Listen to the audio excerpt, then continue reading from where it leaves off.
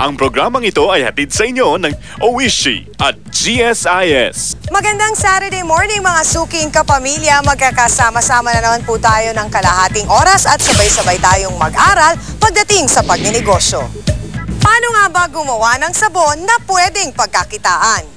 Sa mga misis na gustong pasukin itong mga beauty products, so pwede sila maging distributor, pwede sila maging wholesaler at saka retailer, bebenta nila sa mas mataas na presyo. So kikita sila ng mga 50 to 100%. Pansit Canton na gawa sa kalabasa, malinaw daw ang kita dito. The productivity of these agrarian reform farmers in this ARC, we introduce yung off-season vegetable farming. Nag-isip naman ngayon ang DAR kung paano natin matulungan yung mga farmers ngayon na may market yung squash nila.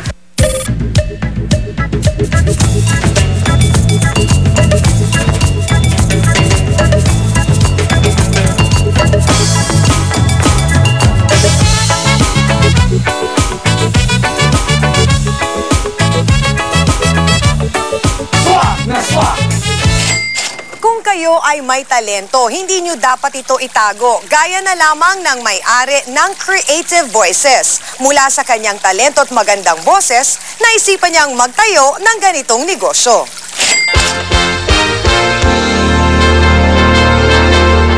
Sila ang mga boses na nasa likod ng ating mga kinagigiliwang telenovela o anime.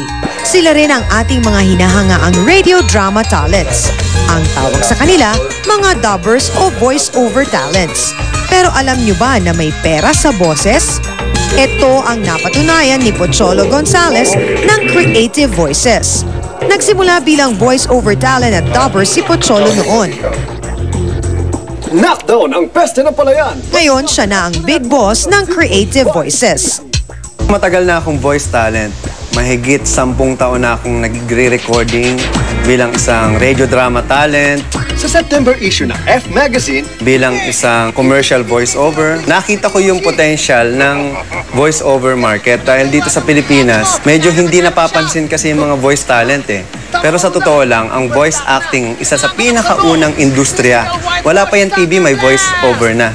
Matapos ang mahigit 10 taong karanasan sa industriya, naisipan niyang magtayo ng sarili niyang negosyo. Isang recording studio para sa mga voice-over talents at dubber na kagaya niya. Ang mahirap kasi sa aming mga voice talent, umaasa lang kami. We just wait and we don't create. Now, sabi ko, bakit hindi ako mag-create and mag-create ng demand, mag-create ng project para sa mga kapwa ko voice artists. Basta't pagdating sa usapang pagboboses, lahat pwedeng gawin ng Creative Voices. Mula sa pag-voice-over ng mga commercial, sa mga radio drama, pagdadub ng mga anime o cartoons at telenovela. Dito sa Pilipinas, sumusunod kami sa tinatawag na standard. Ang isang voice-over ay 15 to 30,000. Pag sinabi mong voice-over, siya yung boses ng particular na produkto. Ang character voicing naman, yun yung mga character. Kung uy, bumili ka na ng bagong produkto namin. Ganun. 8,000 yung character, 15,000 naman sa voice-over. Voice acting is not like that. No? Kailangan meron kang emotions, may skills, may techniques, may arts ka natututunan para ma-deliver mo ng tama yung message. Pinag-aralan namin mabuti yan ni Mr. Pocholo Gonzales through decades of our training and industry training namin. So, yung mga natututunan namin sa industriya, in-apply namin sa trabaho namin ngayon. Pinaka-pundasyon ng aming kumpanya ay ang mga talent. Karaniwan, ang nangyayari sa mga talent, nandiyan yung nararamdaman nilang hindi sila nababayaran sa oras, nandiyan yung nararamdaman nilang hindi sila sinisupot sa oras ng kausap nila. So, yun ang binabago namin. No? Pino-professionalize namin yung industriya. Sabi namin sa kanila, ang kailangan nyo, representation. Kumpanya. No? Na magbibigay ng proper billing, magbibigay ng proper contracts and documents. So doon ako papasok bilang marketing manager nito. Kaya't ang payo niya sa mga voice talents, kailangang mahalin at pagyamanin ang inyong mga talento. The smell went away. For them, it was a red letter day. And that is the story of John and Sue. The productivity of these agrarian reform farmers in this ARC, we introduce yung off-season vegetable farming. Nag-isip naman ngayon ang DAR kung paano natin matulungan yung mga farmers ngayon na may market yung squash nila.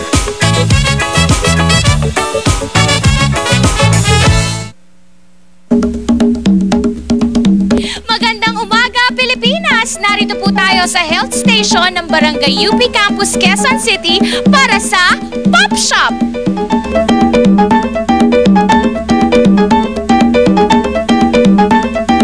Sa hirap ng buhay ngayon, dapat tulungan. Kaya naman kami ay narito para kayo ay gabayan tungo sa tamang pagpaplano ng inyong pamilya. Tayo na!